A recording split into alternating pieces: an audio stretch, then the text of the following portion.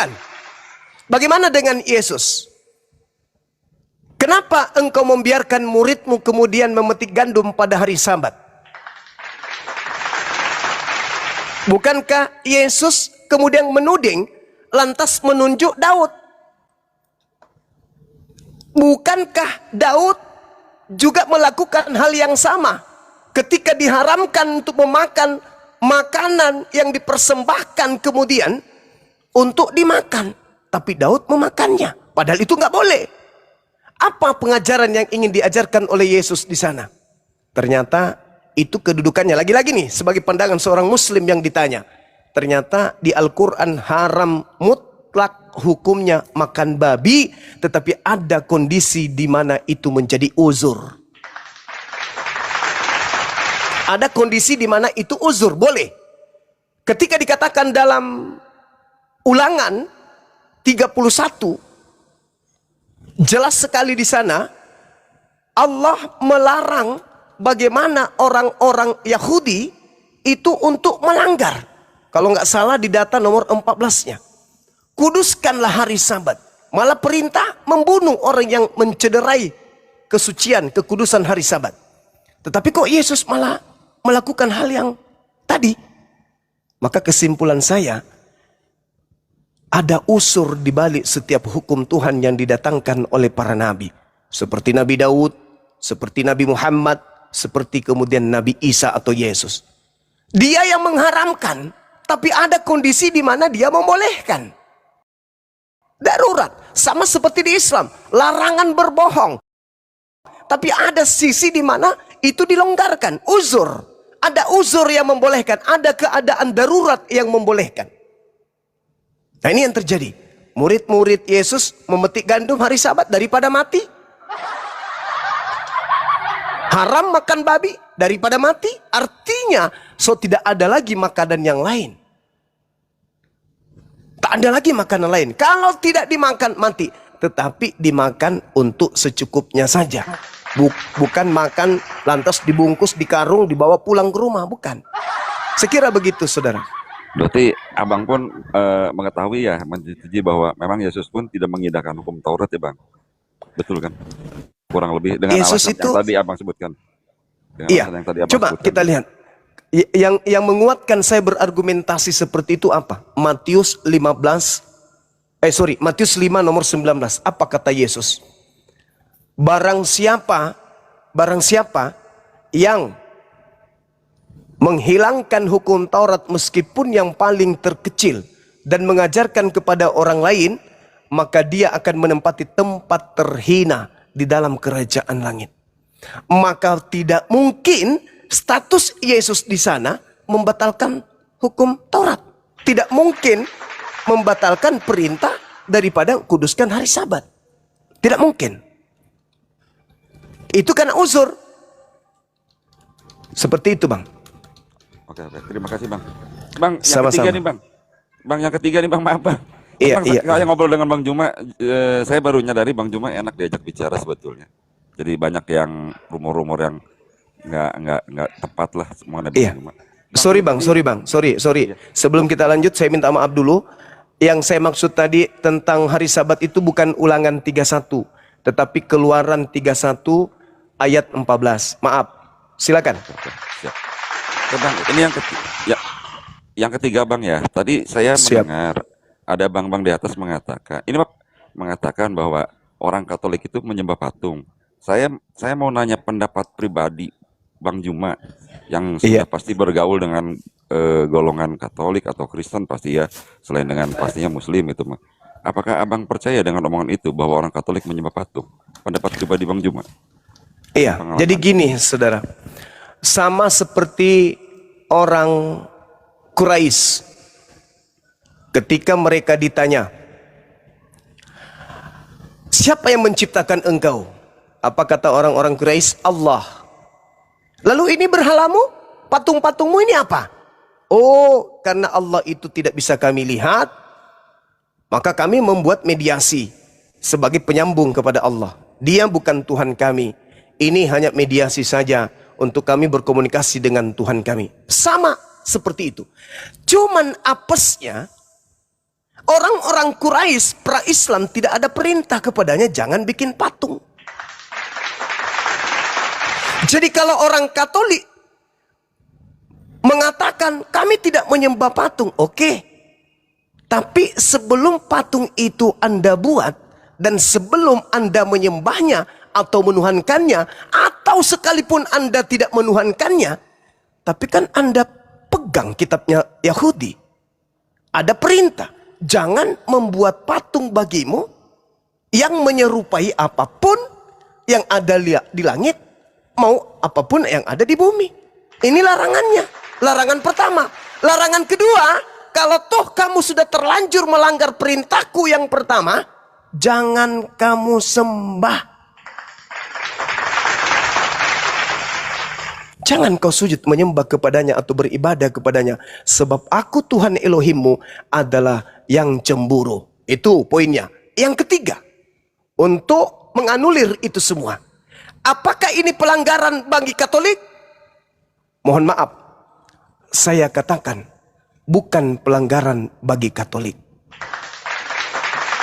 Loh, kok bisa Bang semua? Karena larangan jangan membuat patung itu adalah perintah Tuhan hanya kepada Bani Israel. Orang Katolik mau bikin patungnya, bom-bom patungnya siapapun, dia tuhankan, dia sembah. Adakah Nabi yang diutus kepada mereka? Adakah Tuhan berfirman kepada orang Katolik, orang Roma? Tak ada. Oleh karena itu, kita kembali kepada hukum global. Apa hukum globalnya? Shema Israel, Adonai Eloheinu, Adonai Ahad. Yang diseru oleh nabi-nabi Israel termasuk Yesus bahkan iblis hanya menyembah kepada Allah dan cakupannya hanya kepada Bani Israel dan juga kepada iblis. Mana perintahnya kepada orang Roma? Mana perintahnya kepada orang Belanda? Mana perintahnya kepada orang Indonesia? Nonsen, tak ada. Bahkan kalau Anda jeli melihat, Paulus itu menulis 13 buku bukan untuk orang Indonesia. Tak ada Paulus menulis buku 13 untuk orang Indonesia. Enggak. Selamanya hanya kelompok-kelompok tertentu. Di Roma, di Antioquia. Cuman itu aja. Di Damaskus, hanya itu aja. Tidak ada perintahnya untuk kita. Kembali kepada pertanyaan saudara. Bagaimana dengan orang Katolik yang membuat kemudian patung dan seterusnya? Setahu saya, berdasarkan kitab suci saya, tidak ada hukum yang datang kepada mereka. Karena tidak ada nabi, tidak ada rasul kepada mereka. Kalau mereka salah, kalau mereka keliru, apa yang menjadi tolak ukurnya? Tidak ada nabi yang diutus kepada mereka. Yesus tidak diutus kepada mereka. Jadi ketika ada perintah jangan makan babi, tapi orang Katolik makan babi, itu bukan dosa. Ketika ada perintah jangan bikin patung, orang Katolik bikin patung, itu bukan dosa. Berdasarkan hukum Taurat, itu bukan dosa. Ketika Taurat mengatakan jangan ada ilah lain, lalu kemudian orang Katolik Roma membuat sembahan-sembahan lain daripada Tuhannya orang Yahudi, itu bukan dosa. Sama sekali bukan dosa. Ketika ada perintah jangan membunuh, orang Katolik membunuh, bukan dosa. Berdasarkan hukum yang datang kepada Bani Israel. Karena Taurat itu hanya diberikan kepada bangsa Israel dan tidak diberikan kepada bangsa lain. Mazmur 147 nomor 19 nomor 20. Hukumku yang datang kepada Yakub dan aturan-aturanku yang kuberikan kepada Israel tidak aku berikan kepada bangsa lain. Jadi kalau orang Katolik makan babi, makan orang, makan apapun, tidak dihukum berdasarkan hukum Taurat. Akan tetapi ketika Nabi Muhammad sallallahu alaihi wasallam telah muncul, telah diutus oleh Allah Subhanahu wa taala, siapapun dia yang namanya manusia melanggar Al-Qur'an baru kena hukum. Kenapa? Karena Al-Qur'an itu diwahyukan oleh Allah untuk seluruh umat manusia yang hidup pada zaman itu, zaman sekarang dan zaman yang akan datang. Bil bayyinati was zubur wa anzalna ilaika dzikr litubayyana linnas ma nuzila ilaihim wa la'allahum yatafakkarun. Wahai Nabi Muhammad, aku mengutusmu dengan Al-Qur'an agar engkau mengajarkan hukum-hukumku kepada manusia, apa yang harus mereka kerjakan di dalam hidupnya.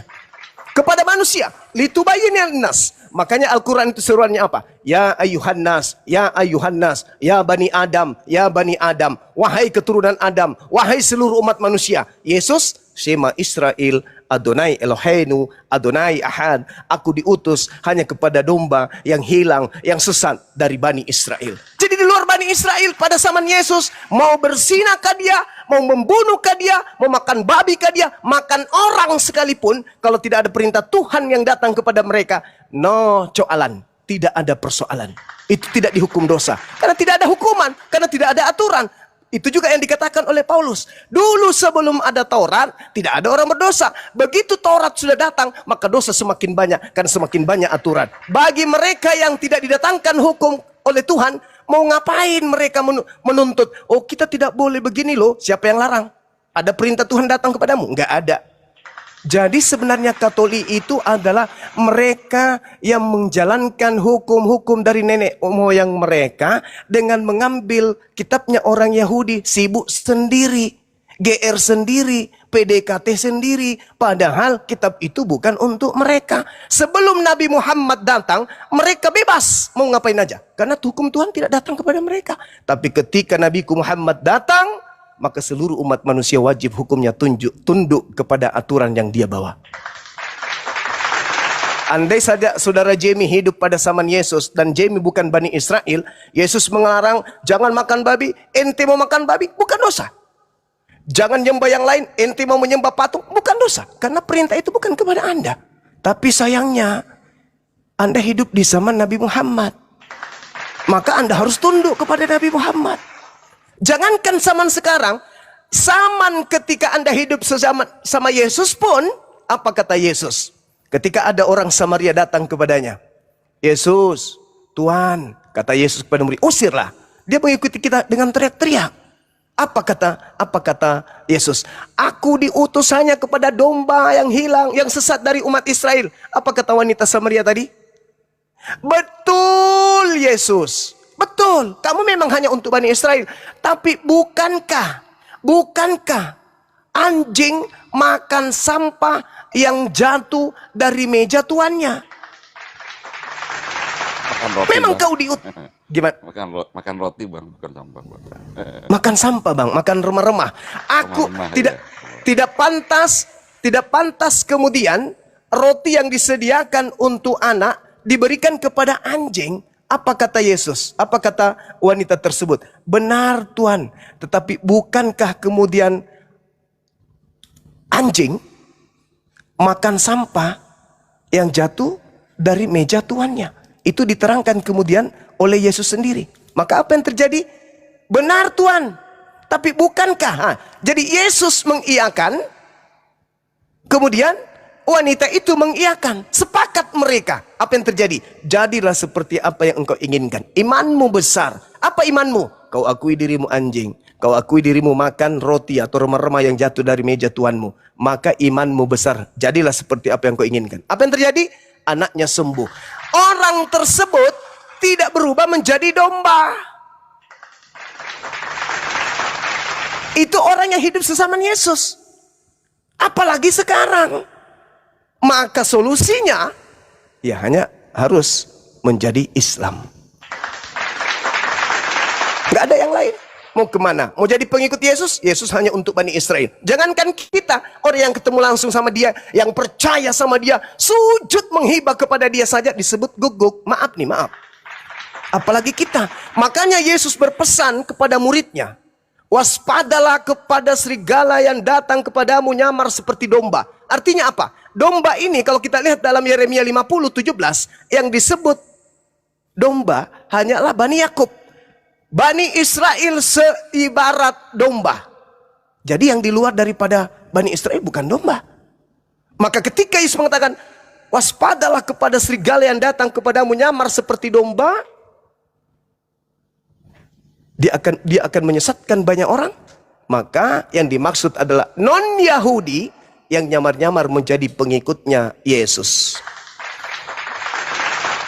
Nah sekarang ada dua skala besar.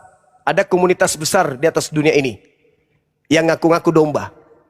Orang Yahudi, domba dari Yakub, dan orang Kristen, domba dari Yesus. Kira-kira yang mana yang palsu, yang mana yang nyamar? Yahudi nyamar Yahudi atau non-Yahudi nyamar Yahudi? Silakan Anda renungkan, silakan Anda pikirkan. Saya kira begitu teman-teman. Terima kasih. Aku dulu bertanya, tunggu dulu, aku bertanya. Tadi dibilang Bang Juma, yang melanggar Al-Quran akan dihukum. Kan gitu tadi Bang Juma bilang. Kenapa Iya. Allah berkata, berimanlah engkau kepada Taurat, Zabur, dan Injil? Kenapa Abang Oke. Juma mengatakan yang melanggar Quran akan dihukum? Sementara Allah sendiri mengatakan, berimanlah engkau kepada Taurat, Zabur, dan Injil. Nanti diteruskan oleh Jamie dengan The Truth. Oke, baik, saya jawab. Ketika Nabi Muhammad kemudian mendengarkan firman dari Allah,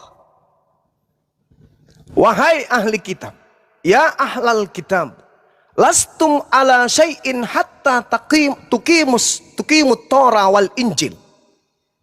Wahai ahli kitab, kamu tidak dipandang beragama sedikit pun hingga kamu menegakkan ajaran-ajaran Taurat. Taurat dulu. Taurat mengajarkan Tuhan akan mengutus seorang nabi yang sama seperti Nabi Musa, di mana Tuhan akan menyimpan firman-Nya dalam mulutnya. Di data nomor 19-nya dikatakan Bismi Anoki. Nabi itu setiap berucap dia akan mengawali ucapannya dengan Bismi Anoki, dengan menyebut namaku. Nabi Muhammad setiap kali menerima wahyu diawali dengan Bismillahirrahmanirrahim. Aku akan menyimpan firmanku di mulutnya. Dia seperti Musa. Lalu dia mengatakan bahwa nabi itu akan mengucapkan apa yang didengarkan. Dia tidak mengucapkan apa yang tidak datang dariku. Nah, sekarang hal ini dibenarkan. Terlalu jauh kita kepada ulangan. Coba yang dilakukan kemudian oleh Lukas dalam pemberitaannya Kisah Para Rasul 3 nomor 22-23. Bukankah di dalam kitab Taurat Musa dikatakan bahwa Tuhan akan mengutus seorang nabi yang sama seperti Nabi Musa, dan akan terjadi barang siapa yang tidak mendengarkan nabi tersebut akan dibasmi dari umat kita. Sebagaimana Nabi Musa membasmi setiap musuh yang ada di depannya, begitu juga nabi yang sama seperti beliau, dia akan membasmi orang-orang yang melanggar atau yang membantah hukum Tuhan yang datang kepadanya. Siapa nabi yang dituliskan oleh Lukas dalam Kisah Para Rasul ini? Siapa yang tidak mendengarkan nabi tersebut yang sama seperti Nabi Musa, dia akan dibasmi, dia akan dilenyapkan, dia akan diperangi. Dan akan terjadi, bahwa siapapun akan terjadi, berarti harus. Kalau Yesus nabinya, justru Yesus yang dibasmi. Lalu siapa nabi itu? Tak lain dan tak bukan adalah baginda Rasulullah Muhammad SAW. Kembali kepada pertanyaan. Jadi kamu harus menegakkan Taurat itu. Di mana Taurat itu sudah mengatakan aku di dalamnya. Dan kau harus menegakkan Injil. Di mana Injil, Yesus di dalamnya diceritakan kemudian. Apa? Yohanes 16, nomor 7, nomor 15. Aku harus pergi, sebab kalau aku tidak pergi, roh kebenaran itu tidak datang. Sebab kalau dia datang, dialah yang akan menginsapkan dunia akan dosa, mengajarkan segala hukum-hukum dan keadilan. Dan apabila ia datang, dia tidak berkata-kata dari dirinya sendiri, melainkan apa yang didengarnya, itulah yang dikatakannya. Dan data 14-13-nya dikatakan apa? Dia akan memuliakan aku. Jadi itu yang harus kau tegakkan, kata Nabi Muhammad. Ya ahlal kitab, lastum ala sa'in hatta tuqimu Torah wal Injil wa ma unsila ilaikum mir rabbikum. Wahai ahli kitab, kamu tidak dipandang beragama sedikit pun hingga kamu menegakkan ajaran-ajaran Taurat dan Injil dan Al-Quran yang diturunkan Tuhanmu kepadamu. Kenapa Nabi Muhammad mengatakan Al-Quran diturunkan kepada orang Yahudi, orang Nasrani? Karena memang litubayyina linnas, Al-Quran itu diwahyukan untuk kita semua, bukan hanya satu kelompok saja. Makanya kalau kita berbicara hukum Taurat seperti yang saya dengarkan dari Bu Darni tadi, bagaimana kalau saya harus mengikuti Taurat, habis binatang mati dan seterusnya? Itu kalau hukum Taurat masih berlaku sampai hari ini, maka setiap orang yang haid harus kemudian berkorban 2 merpati. Dalam dunia ini, misalnya penduduknya 200 juta manusia, setengahnya perempuan, maka setiap bulan harus kemudian menyisihkan untuk dikorbankan 2 merpati. 200 juta bagi 2 berarti 100 juta. 100 juta bagi 2 ekor berarti setiap bulan kita harus menghabiskan 200 juta ekor merpati. Wow. Punah ya Bang. Punah merpati. Hukum Tuhan tidak berjalan. Makanya hukum itu hanya sampai kepada Yesus saja. Setelahnya datang kepada Nabi Muhammad SAW. Tetapi bagi Bani Israel, Hukum yang datang kepada Nabi Musa tidak boleh mereka hentikan sebelum Nabi Muhammad itu datang. Setelah Nabi Muhammad datang, hukum yang datang kepadanya harus melebur. Di mana itu diterangkan? Dalam Al-Quran surah Al-Ma'idah ayat 15 ayat 16. Saya bacakan kepada saudara-saudara. A'udzubillahi minasyaitonirrajim. Bismillahirrahmanirrahim. Ya ahlal kitab, qad ja'akum rasuluna yubayyinu lakum. Apa tujuannya dia datang? Wahai ahli kitab, nabiku Rasulullah Muhammad sallallahu alaihi wasallam datang kepadamu, katsiran mimma kuntum tukhfuna minal kitab wa ya'funa an katsir. Datang nabiku, rasulku kepadamu, menjelaskan kepadamu banyak hal dari isi kitab yang kamu sembunyikan. Telah datang kepadamu cahaya, yaitu nabiku Muhammad, Nabi Muhammad, dan Al-Quran yang menjelaskan. Qad ja'akum minallah nur wa kitabum mubin yahdi bihi man ittaba ridwanahu subulas salam wa yukhrijuhum minaz zulumati ila nuri bi isni wa yahdihim ila siratim mustaqim.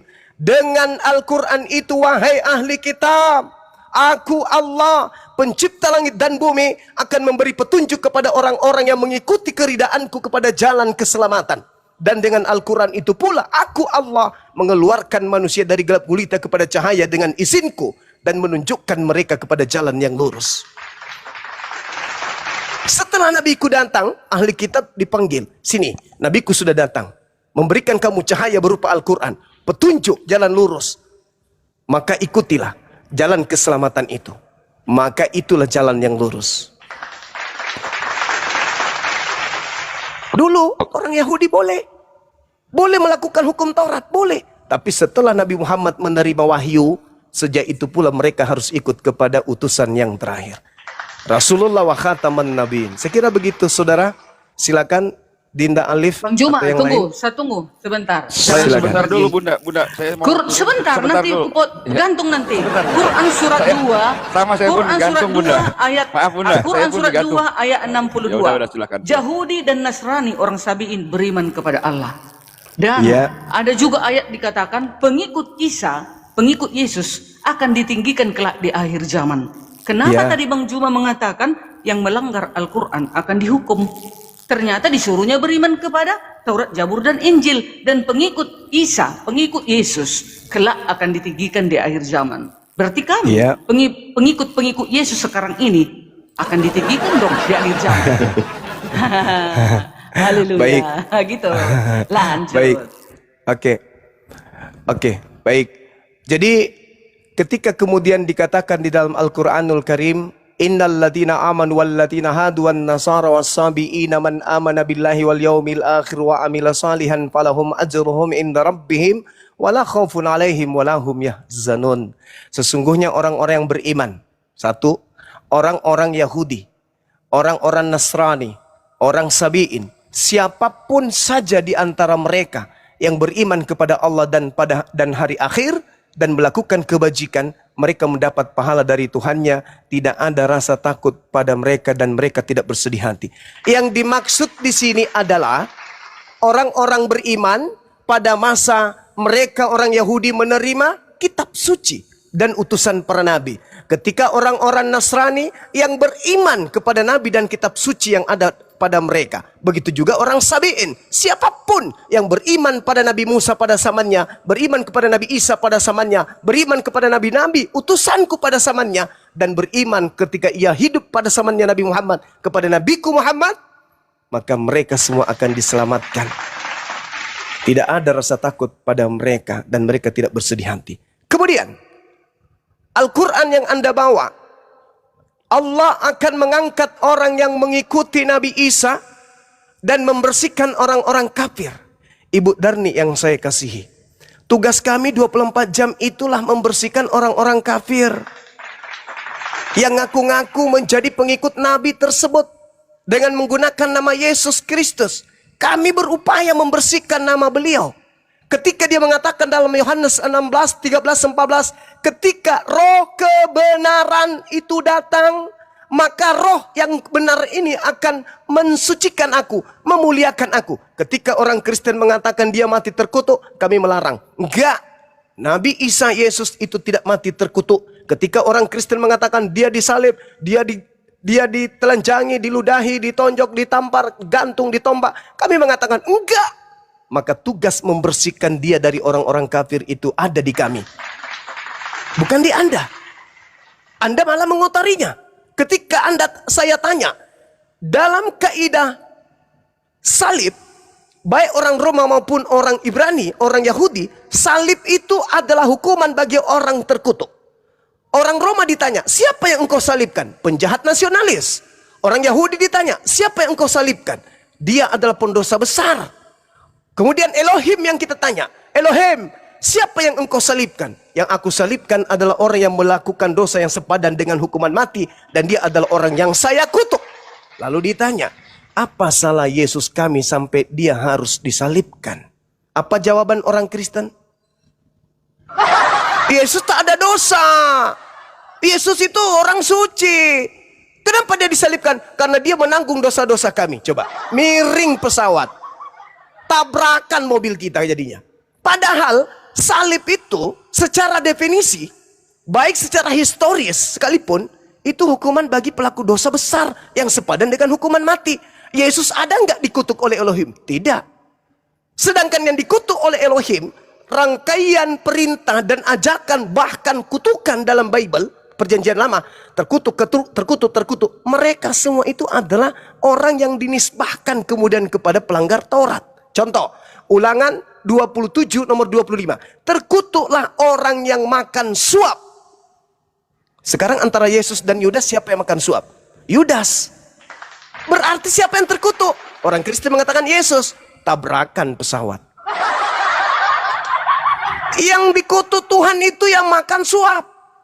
Ia melakukan dosa yang sepadan dengan hukuman mati. Ulangan 21 nomor 22-23. Apabila ada seseorang melakukan dosa yang sepadan dengan hukuman mati, lalu engkau hukum dia, jangan kau biarkan mayatnya semalam-malaman di atas tiang. Sebab orang yang mati karena orang yang digantung terkutuk oleh Elohim, jangan kau biarkan jasadnya menyentuh tanah yang diwariskan Tuhan kepadamu. Loh, kenapa harus ke situ Bang Suma? Yes, petunjuknya dari Paulus sendiri kok. Galatia 3 nomor 13. Kristus telah menebus kita dari kutuk hukum Taurat dengan jalan menjadi kutuk sebab ada tertulis, terkutuklah dia yang mati di atas tiang salib. Tertulis di mana? Cek per cek, ternyata di Ulangan 21 nomor 22-23. Ternyata yang tertulis di situ adalah yang dikutuk oleh Elohim. Kembali kepada Yesus. Apa dosa Nabi kami? Apa dosa Yesus kami sampai dia harus dikutuk? Oh, ternyata dosa maling ayam, dosa perkaos ibu kandung, perkaos anak kandung, membunuh ayah, membunuh anak, merampok, memperkaos dan korupsi, itu ditanggungkan kepada dia. Oh gitu. Jadi Nabi kami ini dikutuk karena dosa-dosa maksiat kalian. Oh, hebat kali. Nah, ini yang terjadi. Maka kami datang membersihkan beliau dari kalian yang melemparkan semua kotoran yang ada di atas muka bumi ini ke pundaknya. Sungguh beliau adalah Nabi suci, terkemuka di dunia dan akhirat. Dan kami tugasnya membersihkan beliau dari sangkaan-sangkaan orang kafir yang ada di tengah-tengah beliau. Sekira begitu. Silakan. Oke Bang Juma. Satu Siap. pertanyaan lagi, setelah itu saya turun ya. Satu pertanyaan lagi, setelah itu saya turun. Tapi sebelumnya saya memberi pernyataan dulu. Saya orang Katolik, saya tidak pernah menyembah patung, minimal diri saya pribadi ya.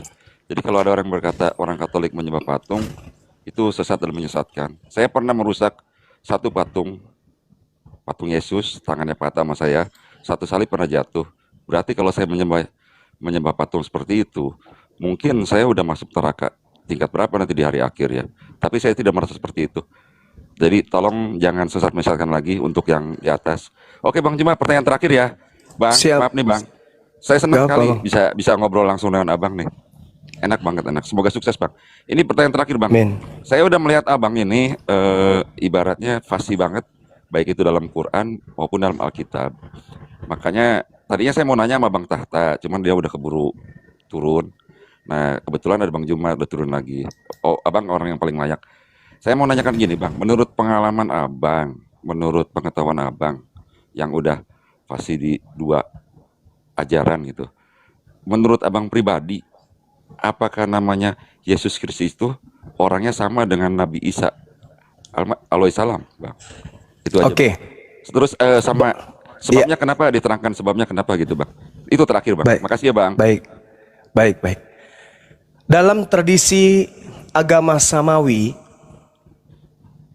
Yahudi, Nasrani, Islam, kita menemukan keadaan di mana pernah diutus seorang nabi lahir tanpa ayah. Jadi oknum yang kita ceritakan ini sama dalam posisi tersebut. Lahir tanpa ayah, kita ceritakan oknum yang sama dengan konsep teologis yang berbeda. Teologi yang berbeda. Kami mengatakan dia tidak disalib, saudara Kristen mengatakan tidak disalib. Itu poin yang pertama. Yang kedua, artinya ketika Islam dengan Al-Qur'annya ini beriman bahwa dia adalah Nabiullah yang diutus kepada Bani Israel, lahir tanpa ayah. Kami kemudian mendengarkan wahyu dari Al-Qur'an. Surah Al-Ma'idah ayat 116, apa kata Allah? Wa iskalallahu ya Isa bin Maryam, a anta qulta linnas tahizuni wa ummi. Wahai Nabi Isa, apakah engkau yang mengajarkan manusia untuk menuhankan dirimu selain daripada aku? Apakah kau yang mengajarkannya?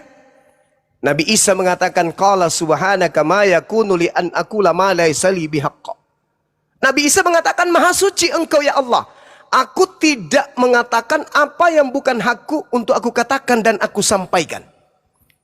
Apa yang aku sampaikan kepada mereka? Ma qultu lahum illa ma amartani bi ani abudullah rabbi wa rabbakum. Aku hanya mengatakan kepada mereka, sembahlah Allah Tuhanku dan Tuhanmu. Lambat laun saya bertumbuh menjadi seorang muslim. Saya baca Bible. Ternyata Yesus mengatakan di dalam Yohanes 12:49, aku berkata-kata bukan dari diriku sendiri. Apa yang aku katakan adalah apa yang diberikan Tuhan untuk aku katakan dan aku sampaikan. Itu yang aku katakan. Dan aku juga menemukan di dalam Yohanes 20. Wahai Maria, jangan kau sentuh aku, tapi pergilah kepada saudara-saudaraku. Katakan kepada mereka, aku akan pergi kepada Tuhanku dan Tuhanmu. Ma qultu lahum illa ma amartani bi ani abudullah rabbi wa rabbakum. Tuhanmu dan Tuhanku. Yohanes 4 nomor 22. Aku dan muridku menyembah Tuhan yang kami kenal, dan kalian menuhankan apa yang kalian tidak kenal. Ini melalui proses perjalanan. Lalu kemudian bagaimana dengan pertanyaan? Apakah sama? Dari pola yang Anda dengarkan tadi jelas sama. Nah, apakah ada yang bisa membantu untuk lebih menguatkan? Ada. Di mana itu? Al-Quran. Wa idza husiran nasu kanu lahum bi ibadatihim kafirin. Pada hari terakhir nanti, apa yang mereka sembah selain daripada aku akan menjadi musuh bagi mereka, dan pemujaan-pemujaan, pemujian-pemujian, pujian-pujian yang mereka lontarkan kepada yang mereka sembah selain daripada aku akan diingkari oleh dia yang disembah selain daripada aku. Saya dalam proses belajar mendewasakan saya tentang Al-Quran ini, lagi-lagi saya temukan di dalam Bible Matius 7 nomor 22-23. Pada hari terakhir nanti banyak orang memanggil aku Tuhan. Akankah kami bernubuat demi namamu, mengusir setan pakai namamu, bermujizat pakai namamu? Pada hari itulah aku akan berterus terang kepada mereka, enyahlah daripadaku, aku tidak mengenal engkau. Kalian semua adalah pembuat kejahatan. Al-Quran saya mengatakan itu, berarti ketika saya ditanya, yang dibahas Al-Quran itu adalah yang diceritakan oleh pewarta di dalam Bible.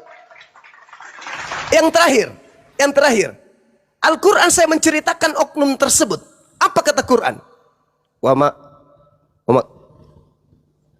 Ketika Allah mengatakan, wa qaulihim, wa ma qatalu, wa ma salabu, walakin syubbihalahum. Mereka tidak membunuhnya, mereka tidak menyalibkan, tetapi mereka diserupakan dengan keadaan tersebut. Artinya penyaliban itu terjadi pembunuhan itu terjadi sesuai dengan keadaan yang mereka alami. Tetapi bukan Nabi Isa yang mereka bunuh. Nah, bagaimana dengan Bible? Rupa-rupanya Bible kalau ditanya tentang Yesus dan Nabi Isa, kesamaannya sudah saya paparkan. Ternyata Yesus berpesan agar waspada kepada yang palsu. 2 Korintus 11 nomor 4 Paulus mengatakan ada Yesus lain. Matius 24 nomor 23, 24, 25, 26 ada Yesus lain. Yesus mengatakan ada Yesus lain selain daripada aku. Paulus mengatakan ada Yesus lain selain yang Paulus ajarkan. Berarti ada dua. Berarti wa ma qatalu wa ma salabu walakin syubbiha lahum. Benar berarti ada dua. Ada yang mereka kira Yesus tetapi bukan Yesus. Waspadalah kepada penyesat yang datang kepadamu dengan memakai namaku dan berkata, akulah Kristus. Mereka akan menyesatkan banyak orang. Jadi apabila ada orang berkata, ada Kristus di sini, ada Kristus di sana, jangan kamu percaya. Sebab Kristus palsu dan nabi-nabi palsu akan muncul dan akan melakukan banyak mujizat. Sekiranya mungkin menyesatkan orang-orang pilihan juga. Camkanlah, aku telah mengatakannya kepadamu terlebih dahulu. Jadi apabila ada orang berkata bertemu dengan Kristus di gurun, Kristus dalam bilik, jangan kamu percaya. Wow, berarti Yesus mengatakan ada Kristus palsu. Berarti Al-Quran tidak salah dengan mengatakan mereka diserupakan untuk mereka tentang keadaan penyaliban tersebut. Wa ma qatalu wa ma salabu walakin syubbiha lahum. Saya kira begitu saudara, tinggal Maaf, Anda Bang. renungkan. Berarti Ya. kesimpulannya sama atau tidak, Bang? Kesimpulannya antara Nabi Isa alaihissalam dengan Yesus yang datang di tengah-tengah Bani Israel yang berpesan akan datang Yesus palsu, itu adalah oknum yang sama dengan pola kristologi yang berbeda. Tentang apologet ini memang penting untuk kita bahas. Maka saya katakan ketika saya tanya, apakah sama? Sama. Yang membedakannya adalah Al-Quran memberikan informasi dari langit, sedangkan Kristen, Bible, memberikan informasi dari catatan-catatan wartawan yang ada pada zaman tersebut. Sumber kita berbeda. Sumber saya adalah langit, sumber Anda adalah bumi. Maaf, Bang, boleh menyanggah, Bang? Silakan. Bang Juma. Begini, Silakan. Bang. Silakan sama Abang kalau misalkan ada kata itu langsung kata saya yang salah, pernyataan saya yang salah dipotong. Saya udah menuliskan di sini persamaan Yesus dan Nabi Isa Al-Masih ya. Kalau menurut pandang ini persamaannya Bang Juma. Kalau menurut dari Kristen, Yesus itu adalah utusan dari Allah, pembawa firman. Dari sudut pandang Muslim pun itu utusan Allah membawa firman. Sama Bang, setuju ya Bang? Sama. Oke. Ya. Yang kedua, menurut Kristen, Yesus itu lahir dari rahim perawan suci. Menurut pandangan Islam, Nabi Isa lahir dari rahim perawan suci. Sama ya Bang? Sama. Oke. Yang ketiga, melakukan banyak mukjizat Yesus itu. Yang dari sudut pandang Muslim, Nabi Isa melakukan banyak mukjizat. Sama tuh yang Mbah. Masih ya? Ya. Oke ya. Yang keempat, menurut pandangan Kristen, Yesus itu anak yang suci atau kudus. Demikian pula dengan umat Muslim mengatakan Nabi Isa Al-Masih adalah anak yang suci dan kudus. Sama ya Bang ya? Iya, sama. Tapi ini perbedaan yang mendasarnya Bang. Yang makanya saya meragukan sama itu begini Bang. Ini perbedaannya Siap. ya. Dari Kristen mengatakan mempunyai sudut pandang sebagai berikut. Yesus Kristus itu adalah manusia, utusan, dan juga Tuhan. Sedangkan dari Muslim, dia itu cuma manusia, nabi, dan utusan Allah. Itu beda, betul ya Bang ya? Saya pendapatnya ya? Betul. Betul, Siap. oke. Yang kedua, ibunya Maria. Menurut Kristen, ibunya Maria. Sedangkan menurut Muslim, ibunya Maryam. Tidak jadi masalah, itu mungkin bahasa, pasti itu dibantah. Oh, itu bahasa, oke. Tapi emang beda lah tulisannya gitu ya Bang ya? Sementara ini Iya. ya? Oke. Karena di Kristen itu, di Muslim dulu ya Bang ya. Di Muslim itu Maryam itu adalah ponakannya Harun dan Musa. Otomatis lahirnya sebelum Masehi Bang. Karena kita tahu kan Nabi Musa dan Harun itu sebelum Masehi. Sedangkan menurut Kristen lahirnya tahun 1 Masehi, bukan ponakan Harun dan Musa. Betul Bang sampai situ Bang? Iya. Oke. Ini yang perbedaan pada paling mendasar kan ini Bang. Kalau menurut Kristen disalibkan, mati, dan dibangkitkan. Sedangkan umat Muslim tidak disalibkan, tidak mati, dan tidak dibangkitkan. Melainkan diserupakan, diganti dengan orang lain. Sedangkan dia diangkat ke surga. Betul ya Bang? Sampai situ ya Bang? Siap. Oke. Lalu yang kelima, Yesus Kristus akan datang pada hari akhir untuk menghakimi manusia. Sedangkan sudut pandang Muslim, Nabi Isa alaihi wasallam akan datang pada hari akhir untuk menghancurkan salah satunya ya menurut hadis itu ya, bukan menurut Quran ya, babi dan salib, terus menjadi umat Muhammad, terus baru meninggal gitu ya. Betul Bang? Waalaikumsalam warahmatullahi Iya. wabarakatuh. Oh ya. Oke. Ini yang perbedaan yang ketujuh Bang. Yang keenam Bang. Mukjizat pertamanya menurut Kristen, mukjizat pertamanya usia 12 tahun merubah air menjadi anggur dalam peristiwa pesta perkawinan di Kanaan. Sedangkan menurut Muslim, dari umur bayi pun Isa Al-Masih Wasallam sudah melakukan mukjizat. Salah satunya dengan berbicara menyatakan firman. Betul Bang sampai situ Bang? Betul. Perbedaannya betul. Lalu yang ketujuh, menurut pandangan Kristen, Yesus Kristus itu lahirnya di kandang domba atau minimal di palungan lah. Sedangkan menurut pandangan orang Muslim, Yesus Kristus itu lahirnya di bawah pohon kurma. Oke sampai situ Bang? Oke. Oke. Lalu Sudah? belum Bang. Oh iya. Belum, Bang. Sebentar lagi Bang, masih ada 10. Dua lagi Bang. 2-3 lagi Oke. Bang. Oke. Sebentar ya Bang, maaf ya Bang ya. Terus di sini menurut Kristen silsilahnya lengkap sebagai turunan Daud. Sedangkan di Muslim silsilahnya tidak terlalu disebutkan, cuma disebutkan dari keluarga Ali Imran. Oke Bang ya, sampai situ ya Bang ya. Siap. Oke. Yang ke-10 dia menurut Kristen lahirnya di Bethlehem, di daerah Yudea, di tanah Israel. Sedangkan umat Muslim lahirnya di daerah Palestina. Oke. Nah, udah itu aja Bang. Menurut saya, Oke. ini pendapat Iya, saya. iya.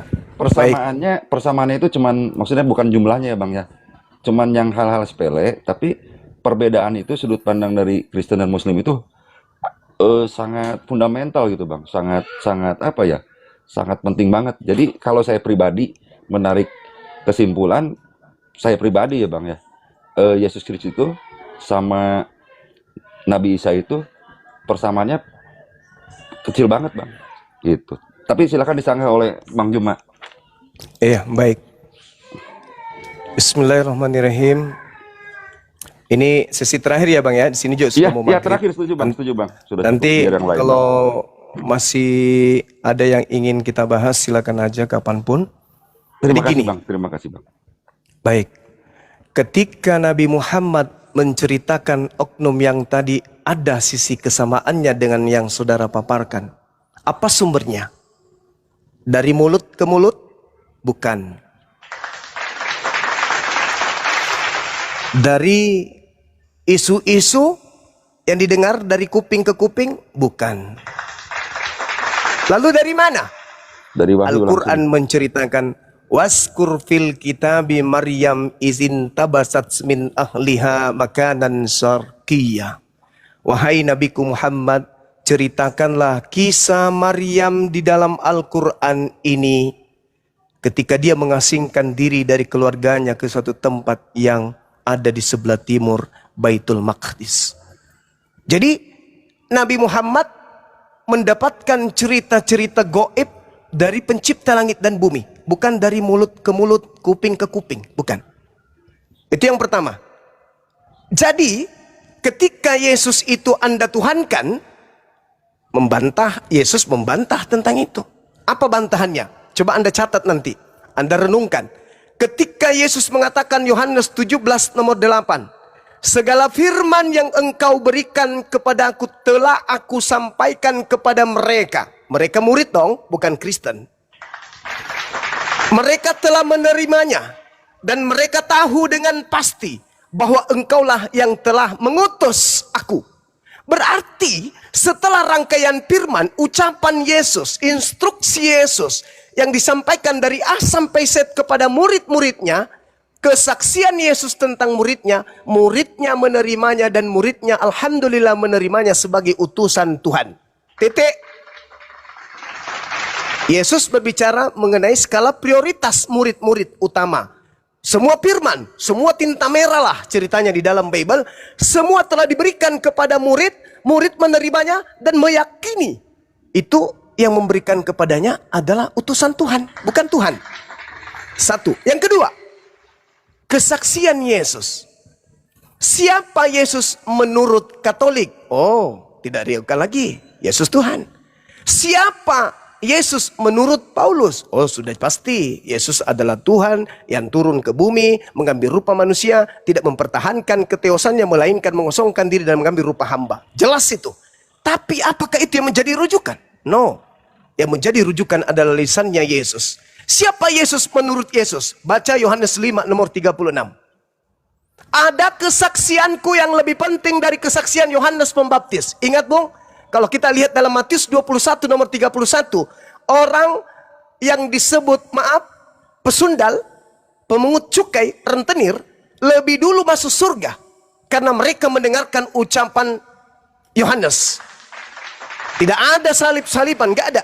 Kata Yesus, pesundal dan pemungut cukai lebih pertama, lebih utama, lebih duluan masuk surga karena mereka mendengarkan ucapan Yohanes. Begitu tingginya Yohanes ini. Tetapi jatuh posisi Yohanes ketika Yesus mengangkat bicara dan mengangkat kesaksian. Ada kesaksianku yang lebih penting dari kesaksian Yohanes. Bahwa semua mukjizat yang aku lakukan, semua pekerjaan yang aku lakukan, pekerjaan itu yang aku lakukan sekarang dan pekerjaan itu yang bersaksi tentang aku bahwa Bapa yang telah mengutus aku. Wow. Di depan muridnya, menurut Yesus, dirinya utusan Bapa. Di depan dirinya sendiri, kesaksiannya, dirinya adalah utusan Bapa. Bahkan kunci surga dia buka oleh Yesus. Apa katanya? Yohanes 17 nomor 3. Hidup kekal itu adalah mereka mengenal Engkau satu-satunya Tuhan yang benar dan mengenal Yesus sebagai utusan. Keren. Jadi pola pembedanya kita itu, terima kasih. Ketika orang Kristen mencoba kemudian ingkar kepada Tuhan yang maha kuasa dengan melantik anak manusia itu setara sehakikat dengan dirinya. Itu adalah pengingkaran yang sangat dibenci oleh Allah. Sangat dibenci oleh Tuhan. Jangan ada ilah lain di hadapanku. Sebab aku adalah Tuhan pencemburu. Hari ini Anda sudah mengakui kesalahan fatal yang dilakukan Katolik adalah Yesus anak manusia, Rasul katanya, Nabi katanya, penyampai firman katanya, tapi ada embel-embelnya. Tuhan itu sendiri yang datang dalam rupa manusia. Disitulah fatalnya. Yang kedua, saya tidak nanggapi semuanya kawan ya. Yang kedua, ketika Anda berbicara silakan. Nabi Isa dan Yesus itu berbeda karena dia adalah saudara Harun dan Musa. Bung, kalau Anda membaca Roma 1 nomor 3, harusnya Anda malu untuk membawa data ini. Kenapa? Di situ dikatakan Yesus adalah berasal dari sperma Daud. Kalau kita berbicara secara ilmu pengetahuan, yang disebut sperma itu adalah cairan yang terpancar dari penis. Karena ini berbicara Daud, berarti cairan itu wajib hukumnya terpancar dari penis Daud. Pertanyaan saya secara ilmu biologi, adakah dokter yang bisa menjelaskan berapa lama kemudian sperma itu bisa bertahan untuk bisa membuahi di luar daripada rahim? Kalau tidak ada pengawet, tidak ada tempat untuk mengawetkan sperma Daud ini untuk disimpan di rahimnya Maria, itu butuh berapa lama? Sedangkan antara zaman Daud dengan kemudian zaman Maria itu ratusan tahun. Dan Alkitab Bible Anda mengatakan Yesus adalah anak Daud. Pertanggungjawabannya ketika Al-Quran dikritik ukhta Harun, saudara Harun, maka saya juga minta pertanggungjawaban. Ketika Bible mengatakan Yesus adalah anak Daud, kenapa saya ambil Daud? Kenapa bukan Abraham? Kenapa bukan Adam? Padahal silsilahnya jelas, anak Adam, anak Abraham, anak Daud. Maaf bang, bukan anak Daud bang, keturunan Daud bang. Yang saya tadi bilang. Tapi dikatakan di kitab saudara anak Daud, ben Daud. Bukan keturunan. Makanya saya mencoba mengambil Roma 1 nomor 3. Spermato Daud. berasal dari sperma Daud. Jadi, kalau dikatakan Harun sama seperti saya, Bang Suma adalah saudara-saudara Kahar Musakkar. Bang Suma adalah saudara Sultan Hasanuddin. Bukan berarti saya sesaman dengan beliau, orang-orang mulia ini. Tetapi saya saudara. Bang, boleh Saya bantah saudara. Ada keturunannya bang, ada Boleh keturunan bantah nggak, gitu Bang? ya. Oke, itu yang kedua. Silakan. Tapi di situ dikatakan saudara anak, dikatakan di kitab saudara anak Daud. Di sisi lain dikatakan keturunan Daud, sabar. Tapi di sisi lain dikatakan anak Daud. Oke. Yang ketiga, berbicara mengenai Yesus datang menghakimi manusia. Yesus datang menghakimi manusia. Siapa manusia yang dihakimi? Islam? No. Yang dihakimi adalah Matius 7, 22, 23. Yang memanggil dia Tuhan, yang bernubuat pakai namanya, yang mujizat pakai namanya. Kami bersih dari itu. Loh, kok bisa? Lihat di dalam pengajaran Yesus, Yohanes 12, nomor 48. Apa kata Yesus? Siapa yang menolak firmanku dan tidak menerima perkataanku, dia sudah ada hakimnya, yaitu perkataan yang pernah aku ucapkan. Perkataan itulah kemudian yang akan menjadi hakimnya di akhir zaman. Yesus jadi hakim nih, akhir zaman nih, turun ke bumi. Pola yang ada di dalam Yohanes 12:48, barang siapa yang menolak aku dan tidak menerima firmanku, dia sudah ada hakimnya. Siapa hakimnya? Segala firman yang pernah aku ucapkan, itulah kelak yang akan menjadi hakimnya di akhir zaman. Sekarang Islam tidak menyembah Yesus, Islam tidak menuhankan Yesus, Islam tidak beribadah kepada Yesus, Islam tidak menghakikatkan Yesus dengan pencipta langit dan bumi. Karena memang Yesus tidak pernah mengatakan itu, bahkan mengucapkan bahwa dia adalah utusan Tuhan. Sekarang Kristen yang dihakimi. Ada nggak ucapan Yesus dulu? Jadilah Kristen, jadilah Katolik, jadilah Advent. Ada nggak ucapan Yesus dulu? Aku datang untuk menebus dosa-dosa Adam. Ada nggak ucapan Yesus dulu? Ibadahlah minggu, makanlah babi, sembahlah aku, ibadahlah kepadaku. Ada? Tidak ada. Itulah fungsinya beliau datang menghapuskan semua pola yang dibawa oleh Kristen. Salib, babi, dan seterusnya. Terus yang kemudian terkait dengan kedatangan dia menghakimi, Anda lihat di dalam Al-Quran apa yang diterangkan dalam Al-Quran surah As-Sukruf ayat 61. Allah subhanahu wa ta'ala menjelaskan apa? Wa innahu la ilmul lissa'a fala tamtarunna biha wattabi'un. Dan sungguh Nabi Isa benar-benar akan datang, dan kedatangannya menjadi pertanda akan datangnya hari kiamat. Subhanallah. Matius 24 nomor 3 ketika ditanya, wahai guru, di Bukit Zaitun ditanya oleh guru, oleh muridnya, apa tanda kedatanganmu? Tanda kedatanganku adalah, baca Matius 24 nomor 27. Sama seperti kilat menyambar dari timur sampai ke barat, demikianlah nanti kelak datang kedatanganku sebagai anak manusia. Baca 29-nya. Ketika aku datang, maka matahari menjadi gelap, bulan tak bercahaya, bintang-bintang berjatuhan, kuasa langit berguncang, akan nampak tanda aku anak manusia di tengah langit, seluruh manusia akan meratap, dan seluruh manusia akan menatap aku di langit. Apakah ketika bintang berjatuhan, bulan tak bercahaya, matahari tak menjadi gelap, apakah itu bukan tanda kiamat? Tanda kiamat. Wa innahu la ilmul lisa'a fala tamtarunna biha. Tetapi bukan hanya seperti itu, bukan hanya sesederhana itu. Matius 24 ketika Yesus menjelaskan itu, dia melemparkan satu keadaan kepada pengikutnya. Jadi apabila ada orang mengaku bertemu dengan Kristus di padang gurun, di dalam bilik, tapi tidak disertai tanda-tanda tersebut, matahari gelap, bulan tak bercahaya, bintang berjatuhan, jangan kamu percaya, itu bukan aku. Aku datang dengan tanda-tanda tadi. Tanpa tanda-tanda tadi, meskipun 1 miliar orang mengaku bertemu dengan aku, jangan kau percaya. Itu yang ketiga. Yang keempat, yang terakhir, saya tidak ingin menanggapi semuanya, saudara-saudara, karena itu saya rasa gampang untuk Anda pahami sendiri. Lahir di bawah pohon kurma. Kalau kita melihat benar tidaknya Yesus ini lahir di bawah pohon kurma atau dia lahir di kandang binatang. Nanti polanya ketika ia datang dia akan memuliakan aku.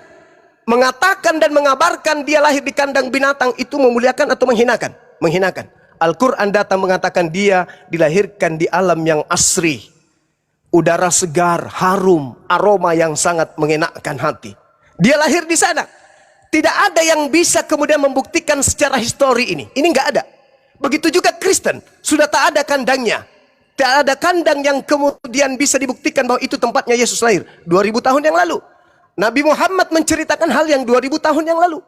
Maka apa polanya? Kita kembali. Kita lihat Ulangan 34 nomor 4. Dan berfirmanlah Tuhan kepadanya. Inilah negeri yang kujanjikan dengan sumpah kepada Abraham, Ishak dan Yakob. Demikian kepada keturunan mula akan kuberikan negeri ini. Aku mengizinkan engkau melihatnya dengan matamu sendiri. Tetapi engkau tidak akan menyeberang ke sana. Hakim-Hakim 1 nomor 16. Keturunan Hobab, ipar Musa, orang Keni itu maju bersama-sama dengan Bani Yehuda dari kota pohon kurma ke padang gurun Yehuda di tanah Negeb dekat Arad. Lalu mereka menetap di antara penduduk di sana. Hakim-Hakim 3:13. Raja ini mengajak Bani Amon dan Bani Amalek menjadi sekutunya. Lalu majulah ia dan memukul orang Israel kalah. Kota pohon kurma diduduki oleh mereka. Tempat orang Israel adalah kota yang disebut sebagai kota pohon kurma. Hakim-Hakim 4 nomor 5. Ia biasa duduk di bawah pohon kurma. Deborah antara Rama dan Betel di pegunungan Efraim, tempat Yesus bersembunyi. Ingat saudara, Yohanes 11 nomor 54, Yesus bersembunyi di suatu tempat yang bernama Efraim. Dan orang Israel menghadap dia untuk menghakimi kepadanya. 2 Tawarik 28:15. Dan orang-orang yang ditunjuk dengan sebutan nama bangkit, lalu menjemput para tawanan itu. Semua orang yang ditelanjangi oleh mereka berikan pakaian dari rampasan itu. Orang-orang itu diberi pakaian, kasut, makanan, dan minuman. Mereka diurapi dengan minyak dan semua yang terlalu payah untuk berjalan diangkut dengan keledai.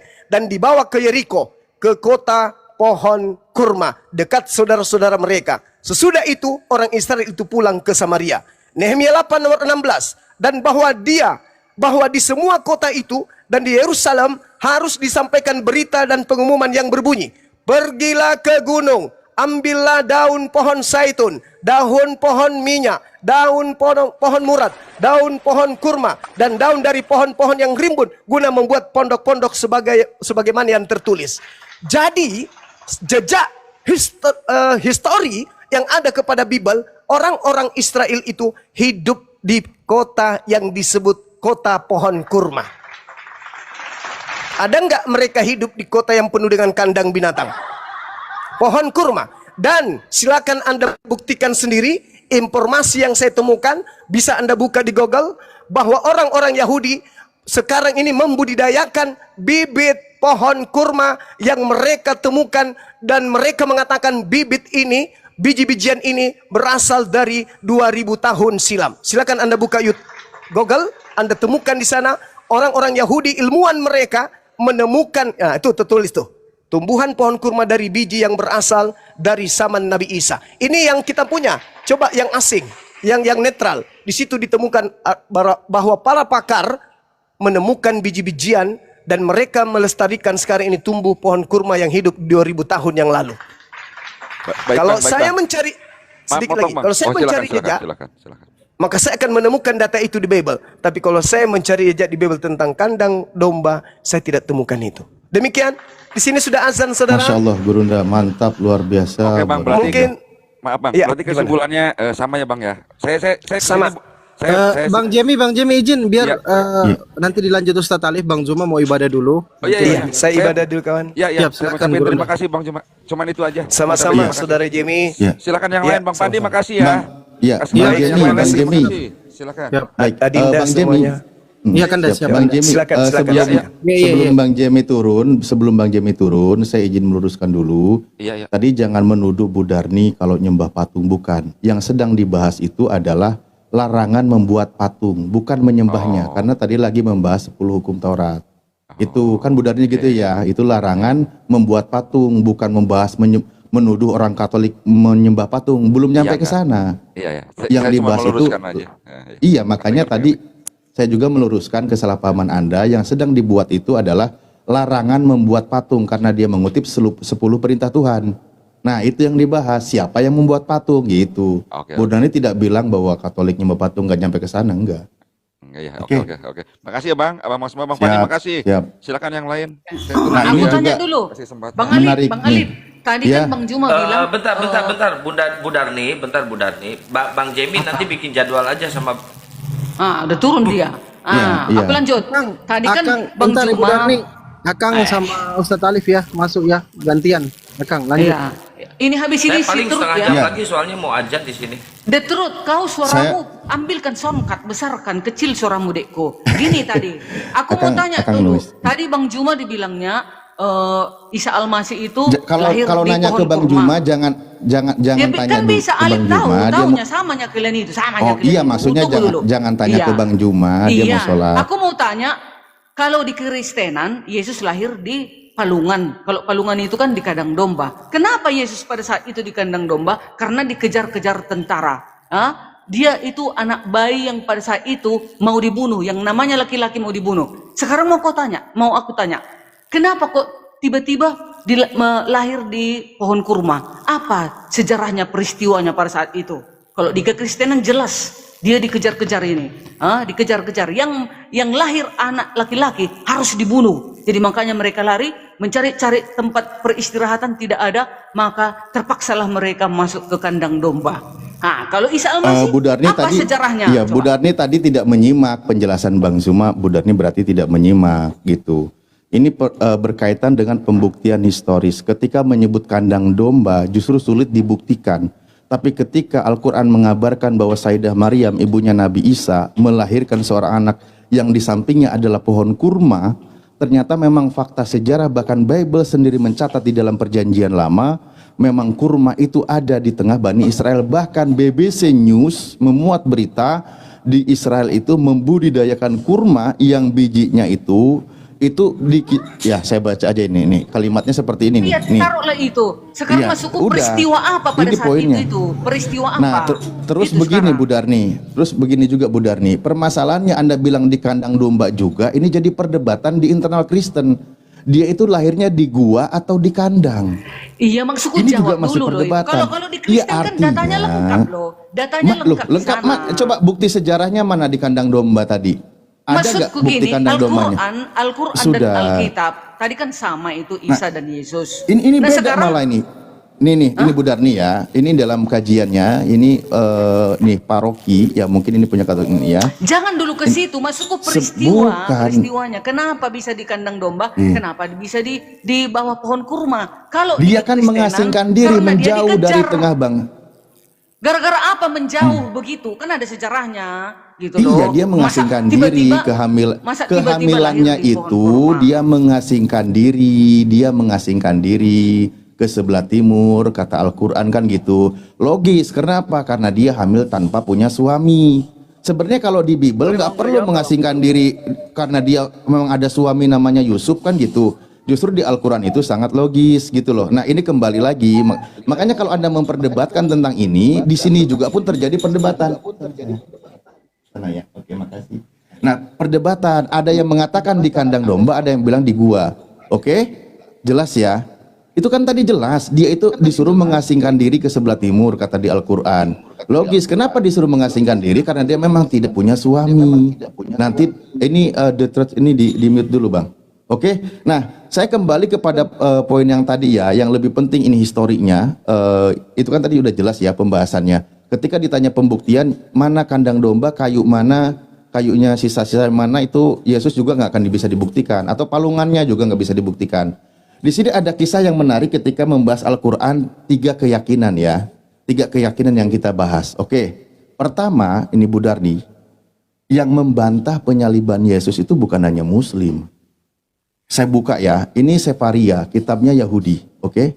Sefaria, websitenya Yahudi, dibahas di sini di dalam Sanhedrin 43a dijelaskan apa? Yesus itu diapain di sini?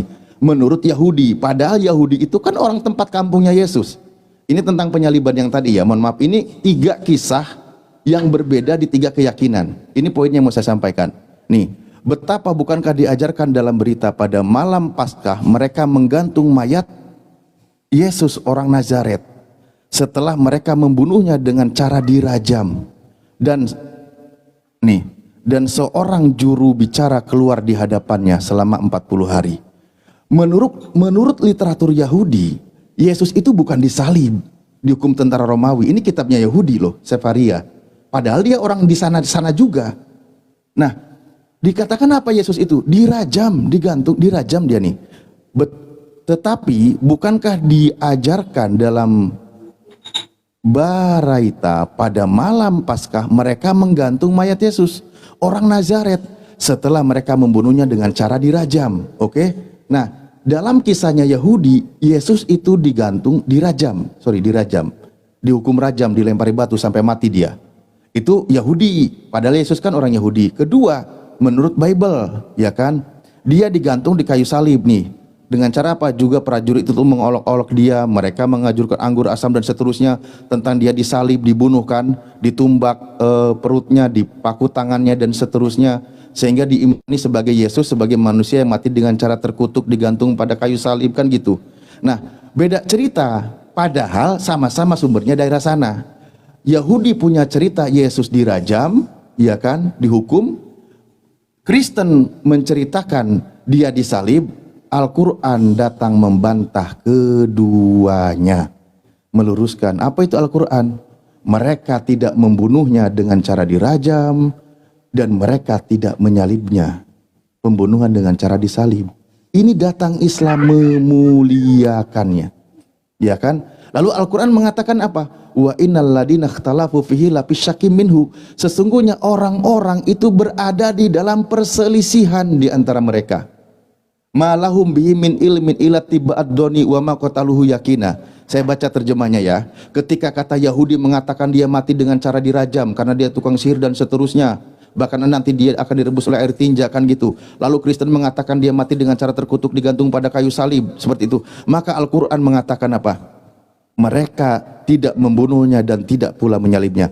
Tetapi yang mereka bunuh salib itulah ada orang yang diserupakan dengan Nabi Isa. Sesungguhnya mereka yang berselisih pendapat tentang pembunuhan Nabi Isa selalu dalam keraguan-raguan tentang siapa yang dibunuh. Buktinya apa? Pembuktian ayat Al-Quran mereka ragu itu apa? Yaitu tadi, orang Yahudi mengatakan dia itu mati dirajam, dilempari batu. Ada yang mengatakan dia disalib. Al-Quran benar. Ternyata Al-Quran benar meluruskan berita itu apa? Tetapi Allah mengangkat Nabi Isa ke hadiratnya. Kenapa demikian? Karena Allah maha perkasa lagi maha bijaksana. Jadi perselisihan yang mereka lakukan, yang keduanya menghinakan, merendahkan, Al-Quran kembalikan. Allah maha bijaksana, maha adil, maha perkasa. Dia diselamatkan dari proses kutuknya hukum Romawi, yaitu dengan cara ditumbak perutnya, dipaku tangannya, dipatahkan kakinya, diludahi, diolok-olok dan seterusnya. Atau dari cara hukum Yahudi, dengan cara dirajam, dilempari batu. Seperti yang tadi dijelaskan oleh kitabnya Yahudi, Sefaria, Sanhedrin 43a 18 sampai 22. Al-Quran menepis semua itu. Oke lah, jangan lama-lama lah Bang. Ya, Tadi kan udah yang dipahami bilang ya. di dalam Al-Quran. Boleh saya sanggah nggak Bang? Oke, silakan. Boleh silakan. Yang dirajam itu mirip kayak cerita Stefanus. Coba Bu cari Stefanus mati yang dilempar batu dalam Alkitab. Ya silakan dibantah orang Yahudinya Bang, jangan saya. Saya membaca kitabnya orang Yahudi, mereka merajam Yesus orang Nazaret, dibunuh, dihukum tuh. Kalau ada data, kalau di dalam Alkitab Gini, banyak Bang. data Bentar, Yesus bro. disalib. Di Al-Quran nggak ada. Gini Bang, banyak saksi mata yang melihat di situ Bang. Bukan hanya orang sekitar situ doang, itu orang pendatang. Ya makanya Al-Quran benar bilang mereka berselisih paham tentang siapa yang dibunuh. Bener. Nah, Ini kitabnya Yahudi bukan kitabnya saya Muslim, balik, Bang. coy. Menurut Islam siapa yang disalib itu? Orang yang diserupakan dengan Nabi Isa. Siapa? Kalau menurut Tidak disebut kitab namanya. At-Tabari, katanya Sarjas. Terus orang-orang Islam modern sekarang Muslim bilangnya Yudas Iskariot. Jadi itu perselisihan juga. Enggak, dong. makanya saya bilang kembali ke Al-Quran tidak disebut namanya. Ketika Al-Quran tidak menyebut namanya, orang diserupakan dengan Nabi Isa atau orang yang diserupakan dengan Yesus, menurut Anda namanya siapa yang disalib? Maksudnya? Di Alkitab, Menurut Anda Yesus siapa yang disalib? Yesus, Nah jelas ada datanya. itulah orang yang diserupakan dengan Nabi Isa, makanya namanya pun diserupakan. Kau Berani sebut berbuat, namanya itu. berani bertanggung jawab. Aduh, gimana sih? Iya. Masa diserupakan nggak dikasih tahu siapa wajahnya, namanya? Ago, Terus ya, kenapa kalian penipu ngasih lah tahu? kayak gitu. Kenapa kalian Ya, ngasih orang tahu? ada datanya, dari Ya itu, udah jelas. berarti itulah benar yang diserupakannya. Terima kasih. Kok Kamu diserupakan? itu membantu Al-Qur'an loh. Lah, ketika Al-Quran Aduh. menyebutkan orang yang disalib itu adalah orang yang diserupakan dengan Nabi Bang Isa, Alif. ternyata namanya pun diserupakan oleh Kristen. Kristen dengan tegas menyebut namanya itu adalah Yesus. Itulah sosok yang diserupakan dengan Nabi Ya. Isa. Jadi Tuhan kalian itu adalah sosok figuran atau yang diganti atau yang diserupakan dengan Nabi Isa. Siapa yang dituduh Di mana itu, orang Bang? Siapa yang dituduhkan itu? Menurut kitab Al-Kabari katanya Sarjas. Menurut Muslim zaman modern katanya ya itu kan Yudhistirion. ya makanya itu kan pendapat-pendapat Israiliyat. Menurut Makanya Kenama, waktu debat sama Iya. Pendeta Toru, dia bilangnya tidak disalibkan tapi hanya pingsan. Mana teori? ya kan udah bilang, kan saya